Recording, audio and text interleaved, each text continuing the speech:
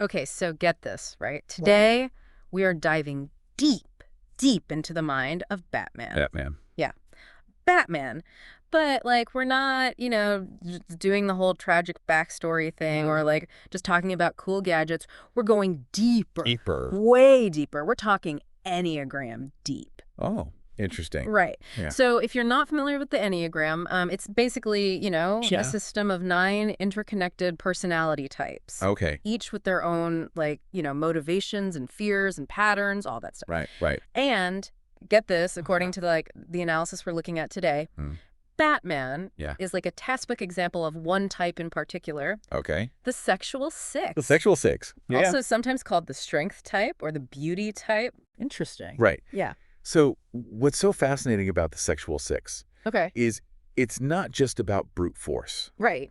It's about how individuals confront their fears, like head on. Okay. They're the ones who are constantly like thinking 3 steps ahead, analyzing every angle, but they're also like ready to jump into action at a moment's notice. Interesting. Right. Yeah. And that duality, that blend of like intellect and action, that's Batman to a T. Yeah. Don't you think? Absolutely. I mean, you think about it. Right. He's a brilliant strategist. Yes. Always planning. Yeah. But he's also incredibly capable. physically. Yes. Yeah. Like he's always playing 3D chess while simultaneously getting ready to like throw a punch. Yeah. Yeah, exactly. Right. And this is where this whole concept of contraphobia comes in. Contraphobia. Yeah, it's really a defining characteristic of the sexual six. Okay. It essentially means like acting against fear. Okay. So while all sixes experience fear, Right. the sexual six doesn't shy away from it. They like run towards it. It's like instead of letting fear paralyze them, Yes. they use it as fuel. Exact. Talk about turning a weakness into a weapon. Precisely. And this is where Batman's origin story becomes even more interesting. Right. Think about it.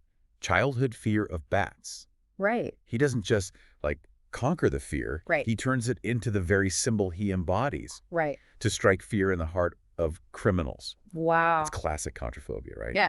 Transforming fear into a weapon. It's like he's flipping the script on fear. Yes. Right. He's wielding it. He's like, fear, okay, I'm going to use you now. Exactly. And this deep dive doesn't just talk about this in theory. Right. Like, it dives into some really specific examples from the movies Okay. that show us contraphobia in action. Like in Batman Begins, when Bruce is training with the League of Shadows and Ra's al Ghul, he tells him, to conquer fear, you must become fear. Right. Right. That whole sequence where Bruce, like, embraces his fear of the bats and uses it to escape the collapsing temple. Yes. That's such a perfect illustration of how the sexual six operates. Absolutely. Right. And remember that scene later in the film where Ra's al Ghul orders Bruce to kill a criminal? Oh, right. As like a test. As a test. Exactly. A test of his loyalty. Yeah. And what does Bruce do? He refuses. Right. Refuses. And ends up, blowing up the entire compound instead. Chooses to save the criminal's life. Right. That's not just rebellion. Right. It's a visceral expression of the sexual sixes, like refusal to be controlled by fear. Right. Or by anyone else for that matter. Right. They channel that fear into action, into strength. Wow. Into defining their own moral code. It's like that fear becomes a source of energy for them, almost. Pushing them to act. Yeah. To take control. To take control. And this deep dive also mentions this thing called projection, which, to be honest, sounds a bit It can be. intense. It can be, yeah. Projection, in the context of the sexual six, is about how they might project their own fears and anxieties onto others as a way of, like, managing those feelings. Right. And exerting control over their environment. Okay. And when you think about it, who embodies this better than Batman? Well, I mean, the guy spends his nights dressing up as a giant bat and terrorizing criminals. Yeah. That's like next level projection right there. Right. He cultivates this aura of fear. Right. His intimidating presence. Right. And he uses it strategically to make criminals afraid, to keep them off balance. Right. Think about like how he terrifies that mob boss in The Dark Knight by hanging him off a building. Oh, yeah, yeah. Right. It's not just about getting information. It's about instilling fear. Right. As a means of control. Wow. He's projecting his own fear. Right. Right. Of chaos and lawlessness onto the criminal underworld. Okay. Hoping to create order through intimidation. So it's almost like a defense mechanism in a way. Right. Right. By projecting their fears outward, they're somehow able to manage their own anxieties. Exactly. Yeah. And for Batman, that takes the form of becoming this, like, almost mythical symbol of fear. Right. But this is where it gets really interesting. Okay. Because the deep dive argues that Batman's true strength isn't just about his, physical prowess or his ability to, like, instill fear in people. Yeah. It's something much deeper. Deeper. And it's all tied to this idea of the sexual six. That's right. We often focus on Batman's, physicality, his gadgets, but the true source of his power lies in his mind. Right. And that's where things get really interesting with the sexual six. It's not just about physical strength. Right. Or even, like, using fear. Right. This analysis suggests his real power, his true power, is in intimidation. Okay. Which is a much more cerebral form of strength. Right. So it's not just about being physically imposing. Right. It's about, like, mastering the psychological game. Yes. Using fear as a weapon. It's a tool. As a tool to influence. To control. To control. Exactly. Okay. And to illustrate this deep dive draws this fascinating parallel. Okay. To figures like Plato and Thomas Hobbes. Wait. Plato. Yeah. Philosopher. Yeah. Sexual six. What does that even, like, what does that have to do with Batman? I know it might seem like a stretch. Okay. But stick with me on this. Okay. Think about Plato's strength. Okay. Right? Right. It wasn't about physical dominance. Right. Right? It was his mind. Right. His ideas. Okay. It was his philosophical arguments. Right. That had such a profound impact. Right. On Western thought. Okay. The same goes for Hobbes. Right. His ideas about social contract theory and the nature of power, hugely influential. Okay. Neither of them were warriors. Right. But their intellects, those were their weapons. Right. They understood that true strength, lasting strength, comes from shaping minds.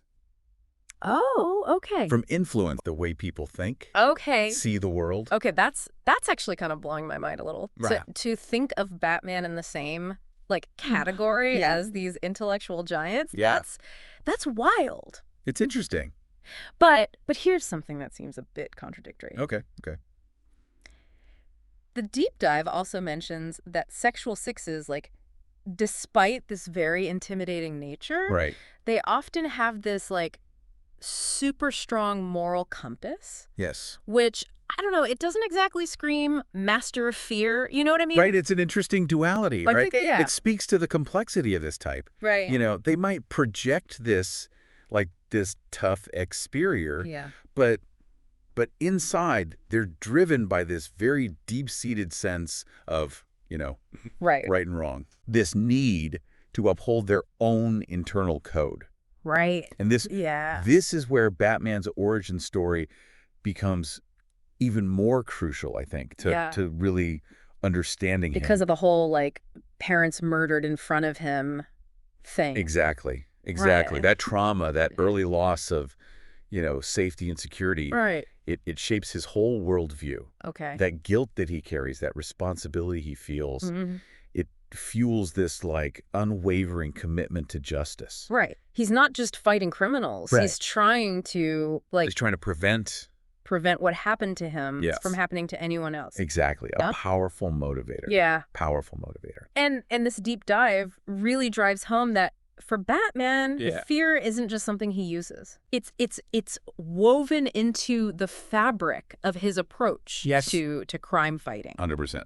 It's strategic. Yeah. It's calculated. It's all part of the plan. It's almost like a chess game. Absolutely. And the deep dive uses this one quote from the movies that I think really sums this up perfectly. Okay. Remember in Batman Begins when he says that it's time my enemies share my dread? Oh, yeah. Right. Yeah.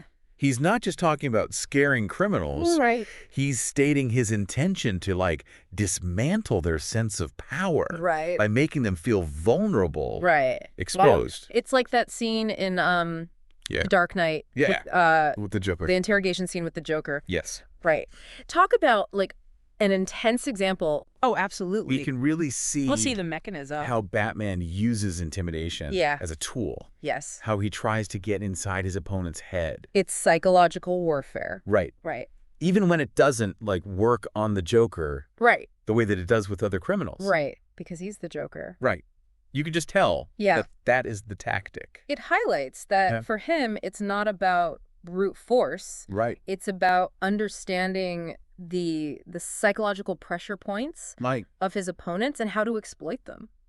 So we've established that for Batman. Yeah. And for sexual sixes in general, that strength isn't just physical. Right. It's also about intellect. Yes. Strategy. Yes. And this, it's a very calculated. This very calculated, skillful use of fear and intimidation. Yeah. It's a tool. But is that kind of strength sustainable? That is the question. Can you really build like a lasting sense of order or safety purely through fear? That, my friend, is the million-dollar question. Right. And it's one that this deep dive makes a very, very interesting point about. It points out that for a sexual six, the best defense is a good offense. It's about confronting fear head on. Right. Taking preemptive action to neutralize threats before they, become a bigger problem. Right, become real problem. But the question it raises is how sustainable is that in the long run? Right. Can you really build lasting peace? Through intimidation. It makes me think of that line from The Dark Knight Rises. Where he says, you merely adopted the dark. I was born in it, molded by it. You know, like Batman seems to believe that to truly fight fear, you have to become it. You have to become the embodiment of it. Become the embodiment. And that's the gamble, right? Right. He takes on the burden of fear. Right. Hoping to, shield others from it. Shield others from it. But by becoming the symbol of dread himself. Right. Does he perpetuate the cycle? Right. Is he fighting it or is he making it worse? Exactly. And I think, the deep dive doesn't really give us any easy answers. Right. But it definitely makes you think. It does. It really does. It makes you wonder, is he walking this tightrope? Right. Between order and chaos. Between order and chaos. And using the tools of chaos to try to create order. Exactly. It's like, it's a fascinating paradox. It is. When I first started this deep dive, I thought it was going to be, a fun, maybe a little superficial, look at Batman's personality. Right. But this has really made me see him and this whole idea of strength in a whole new light. Right. Who knew? You could connect Plato and Hobbes to the Dark Knight. It just goes to show you that strength takes many forms. Right. And understanding the Enneagram, particularly the sexual six, it gives us this, whole new lens through which to view not just these, larger than life figures. Right. These superheroes and whatnot. But maybe even ourselves. Oh, wow. Yeah. And it makes you wonder, could Batman have achieved his goals without embracing the darkness? Right. Right. Without becoming this almost mythical creature of the night.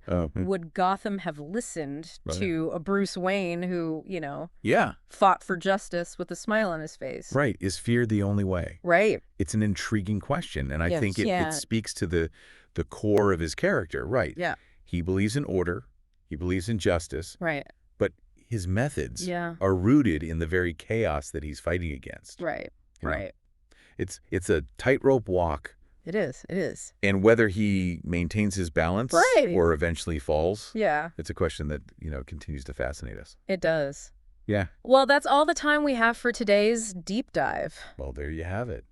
But wow. What a journey. What a journey. We went from psychology to philosophy. Right. We even touched on a little bit of existential dread there. Well, there's always existential dread. Right. Always. Right. There's always existential dread lurking. Right around the corner. Right around the corner. It's all connected. Right. Understanding ourselves and the world around us often means asking these uncomfortable questions, confronting these things that make us uneasy. And this deep dive has definitely given us a lot to think about. Yeah.